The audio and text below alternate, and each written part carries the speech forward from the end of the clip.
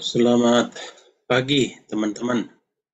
Kita bertemu lagi pada hari ini, yaitu di materi kita yang selanjutnya. Kemarin kita di materi kedua, kita malah mempelajari materi yang ketiga. Jadi kita balik hari ini, kita masuk ke chapter yang ketiga, tapi materinya materi yang kedua. Jadi dibalik ya, karena ada kesalahan kemarin. Baik, hari ini saya minta izin karena ada kegiatan di luar kota. Jadi saya persiapkan video ya sebagai pengganti kita online. Saya harapkan teman-teman dapat menyimak semuanya sampai selesai. Ya. Nanti setelah selesai, ya tolong di WA di grup jam berapa dimulai, jam berapa teman-teman memulai untuk menyaksikan atau menyimak materi dengan video ini, kemudian jam berapa selesai. Itu saya akan buat menjadi sebagai absen juga, ya. Jadi jangan lupa nanti setelah selesai dikirim nama dan juga memulai dan sampai selesai menyimak video ini. Baik, kita masuk ke materi kita untuk pagi ini yang menjadi pokok pembahasan yaitu fungsi dari supply chain ya. Tentu supply chain itu sangat penting fungsinya ya bagi ya kelangsungan hidup. Kenapa? Karena kalau tidak ada supply chain atau seperti logistik ya dari tempat berproduksi ya dari tempat ada barang yang mungkin berlebih tidak dapat dikirimkan atau diantarkan kepada konsumen yang membutuhkan. Oke, supply chains.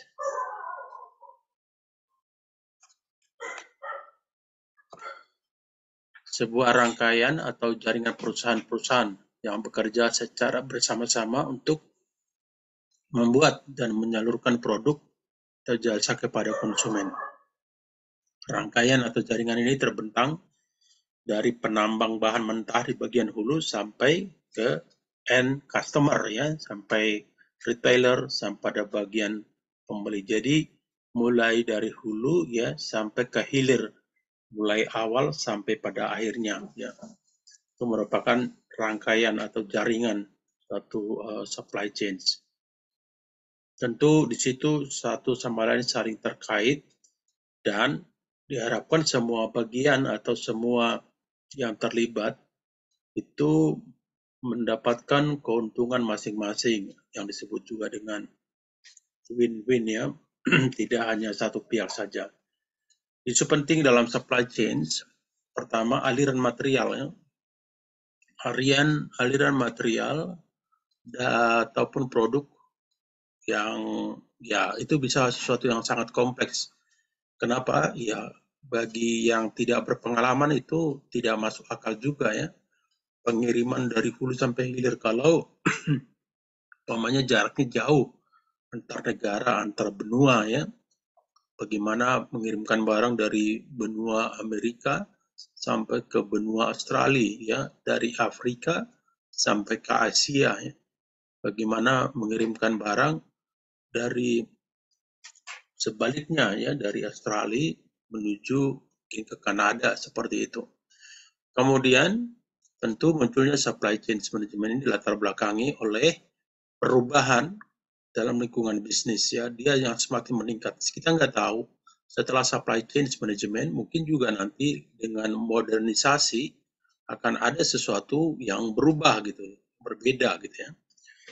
Kemudian supply chain pada hakikatnya adalah sinkronisasi dan koordinasi aktivitas yang berkaitan dengan aliran material ya. Tentu kita bisa bagaimana impor handphone Samsung dari Korea ke Indonesia.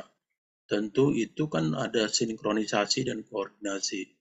Mulai dari bahan material handphone, di pabrik pembuatan handphone tentu itu juga mempunyai banyak material yang berbeda-beda, tentu dari sumber atau dari vendor yang berbeda-beda. Nanti tentu itu berkoordinasi juga. Nanti di pabrik mungkin ada packingnya, tentu koordinasi ke bagian packing. Terus nanti berkoordinasi dengan bagian gudang, berkoordinasi dengan mungkin bagian operasional. Setelah gudang, koordinasi bagian tracking untuk pengiriman ke pelabuhan. Pelabuhan tentu koordinasi dengan bea cukai, customs, berkoordinasi dengan pihak pelabuhan atau port, berkoordinasi dengan pihak kapal. Itu terus sampai bisa handphone Samsung umpamanya di tangan kita yang ada di Indonesia ya. Dan itu di sini dikatakan itu dibutuhkan sinkronisasi, termasuk perbankan juga untuk membeli barang itu tentu pembayaran lewat bank atau menggunakan letter of credit atau LC ya. Jadi banyak yang terkait, stakeholder yang saling terkait satu sama lain dan tidak bisa dilewatkan satu. Nah, untuk itu perlu pengertian, perlu mempunyai pengetahuan bagaimana menghandle semua aliran tersebut, termasuk aliran informasi, aliran barang, dan juga aliran finance, keuangan ya. Kalau barang datang dari hulu sampai ke hilir, kalau uang atau finansial itu dari hilir sampai ke hulu. Karena di hilir itu kan ada end customer yang membeli. Berarti uangnya mengalir kepada pedagang eceran, retailer. Dari retailer nanti ke pedagang besar. Dari pedagang besarnya nanti bisa ke agent. Dari agent nanti membayar lagi ke pabrik. Dari pabrik nanti membayar juga ke supplier. Jadi kebalikannya, kalau barang dari hulu ke hilir, informasi ke kedua belah pihak, ke hulu dan ke hilir. Tapi kalau finance atau keuangan itu terbalik. Dia dari hilir dulu, baru ke hulu. Ya. Proses bisnis pada supply chain, ya, tentu ada pemasok level 1, level 2, ada pabrik ya yang memproduksi barang seperti sepatu, furniture, garment, dan lain-lain. Ada customer, ada pelanggan ya, ada pengguna ya. Karena pelanggan belum tentu pengguna. Pelanggan umpamanya toko kecil atau retailer itu bisa jadi pelanggan, tapi bukan dia pengguna, dia akan jual lagi sampai kepada masyarakat yang membeli dari tokonya, gitu ya. Di sini ada manajemen hubungan pelanggan, ya, manajemen pelayanan pelanggan, ya, servis kita bagaimana kepada pelanggan. Tentu pelanggan mengharapkan servis yang prima, ya, yang optimal, yang maksimal, ya. Manajemen permintaan, ya, bagaimana permintaan demand, ya, biasanya semakin tinggi permintaan, harga juga semakin naik, ya. Kemudian pemenuhan pesanan, ya bagaimana kita memenuhi pesanan, jangan sampai barang tidak ada di pasar, ya nanti konsumennya kecewa ya.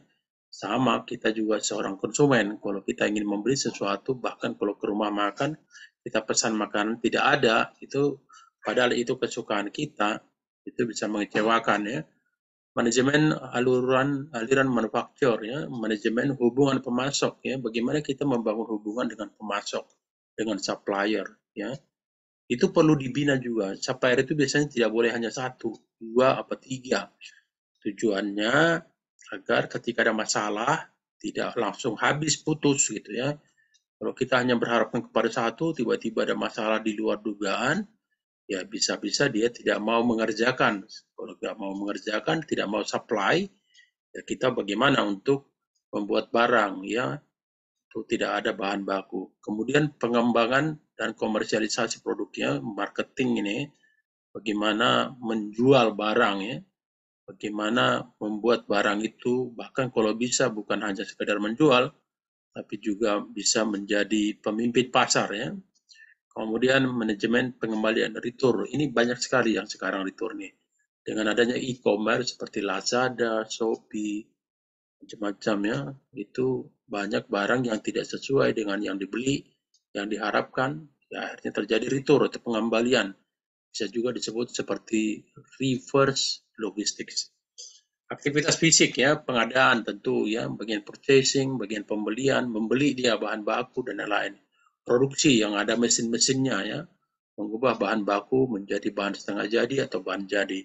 Pendistribusian ya, pengiriman barang. Carrefour kita tahu sendiri kan Carrefour.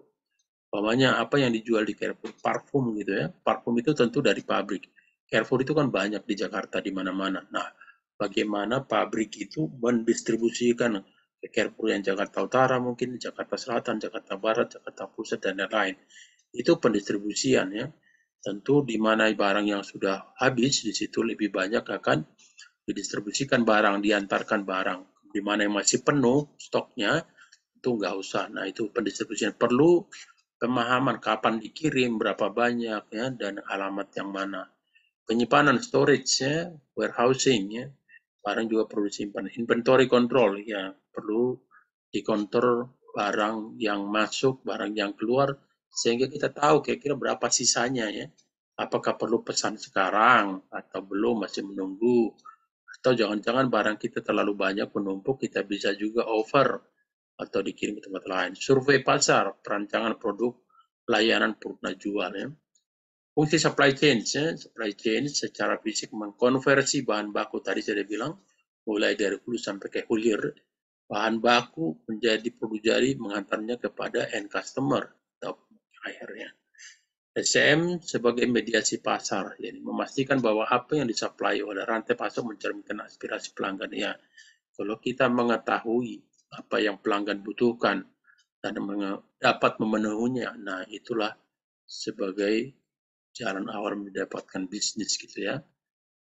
Seperti Gojek mengetahui kebutuhan masyarakat yang lebih modern, lebih terjaga, lebih bersih, lebih on time, bahkan dapat menjemput di rumah, mengantar sampai ke rumah. Nah, itu menjadi kelebihan daripada ojek pangkalan. Karena itu membantu manusia, mempermudah hidup manusia, makanya itu menjadi sangat laku sekarang ini. Oke, ada prinsip-prinsip dalam supply chain, segmentasi pelanggan, ya, penyesuaian jaringan logistik, kemudian mendengarkan pasar, ya, suara dari pasar, kemudian diferensiasi produk, jangan massal gitu, jangan sama dengan yang lain, tidak ada bedanya. Kemudian mengelola sumber-sumber supply, ya, secara strategis, ya, bagaimana kalau bisa mendapatkan harga yang lebih murah, ya, dengan kualitas yang bagus, itu tentu itu perlu negosiasi dan juga pengetahuan akan produk. Mengembangkan strategi teknologi, tentu teknologi sangat penting, ya. Sekarang ini tadi saya lagi ada meeting, dia bilang begini, dia ingin membuat satu sistem agar ketika barang masuk langsung bisa tahu, bukan hanya customer tapi juga bagian freight forwarder, ya. Barang keluar juga, jadi ada scan in, ada scan out. Jadi terus mengenai harga juga terbuka, transparansi, demikian juga dengan schedule, vessel schedule, ya. Oke, ada tahapannya, baseline, dasar, kemudian integrasi fungsional, ya. Ini maksudnya penggabungan antar fungsi, melakukan aktivitas yang sama, tentu itu menghemat, ya. Ketiga, integrasi secara internal, empat, integrasi secara eksternal, ya. Antara strateginya ada inovasi, biaya, pelayanan mutu, ya. Apa sih keunggulannya? Tentu semua orang ingin branded, ya. Kemudian dasar bersaingnya apa?